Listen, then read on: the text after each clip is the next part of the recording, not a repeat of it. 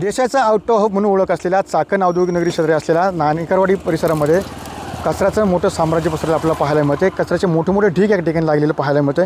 कचऱ्याचं नियोजन ग्रामपंचायतीकडनं होत नसल्यामुळे सध्या मोठमोठे ढीग या ठिकाणी पडलेले पाहायला मिळते. त्यामुळे नाणेकरवाडी शहरातील असेल किंवा गावातील असेल, गावातील नागरिकांचं जे आरोग्य खरं तर धोक्यात आलेलं पाहायला मिळतं, कारण की या ठिकाणी मोठ्या प्रमाणामध्ये दुर्गंधी पसरले आहेत. आपल्यासोबत काही नागरिक आहेत. ताई, मला सांगा की अशा प्रकारे सध्या नाणेकरवाडीमध्ये कचऱ्याचे नियोजन पडले, कारण मोठमोठे ढीग पडले, काय सांगाल?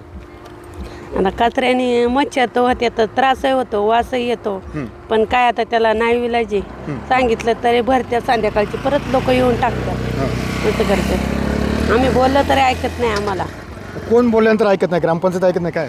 नाही, ग्रामपंचायत नाही. ग्रामपंचायतची लोक नसतात, ती बाहेरली लोक आहेत ना. त्यांनी बिल्डिंग बांधल्यात, मग कचऱ्याची सुविधा करायची ना. कचरा पोतीच्या पोती आणून टाकतात, गाडीवर टाकतात, खाली जातात, तिकडं खालपर्यंत जातात रोडपर्यंत, परत तिकडं शांत झाले लोक का परत येते तिकडं आणि त्यांच्या घरी निघून जातात. मात्र ग्रामपंचायतीने कचऱ्याचं नियोजन केलं पाहिजे. काय ग्रामपंचायतीकडनं गाडी काय? येतच नाही. गाडी ती गाडी 4-4 8-8 दिवसांनी गाडी येते. मग कचरा लोक इथंच टाकतात. त्याच्यामुळे आम्हाला इथं लय पावसाळ्यात लय वास येतो इथं. आणि संध्याकाळची लय येऊन असं गाडी येतात, येऊन कचऱ्याचे टाकून जातात बुचकी. तुम्ही याबाबत ग्रामपंचायतीत तक्रार केली का? कारण एवढं प्रकार ग्रामपंचायतला सध्या सरपंच नसल्यामुळं तक्रार करायची कोणाकडं? मग कचऱ्याचं विघटन केलं जात नाही, कारण ठेकेदार काय म्हणतो तुम्हाला? एक ठेकेदारचं नाही सांगता यायचं, पण गाडीच येत नाही. जवळ 15 दिवस आले.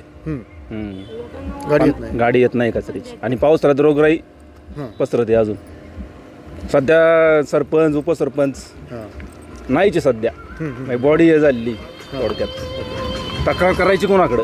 नक्की ज्यामध्ये पाहिलं की खरं तर नाणेकरवाडी शहरामध्ये जे कचऱ्याचं विघटन आहे ते मात्र केलं जात नाही. गाडी 8-8 दिवस 15-15 दिवस येत नाही, असा आरोप खरं तर नागरिकांनी केलेला पाहायला मिळतं.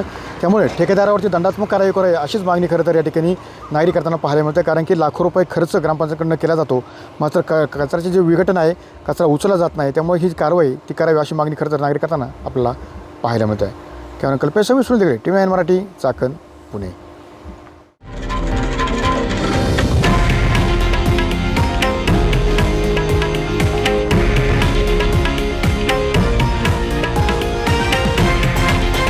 हे आहे देशातील नंबर 1 न्यूज नेटवर्क आणि आपण पाहत आहात TV9 मराठी, एकमेव.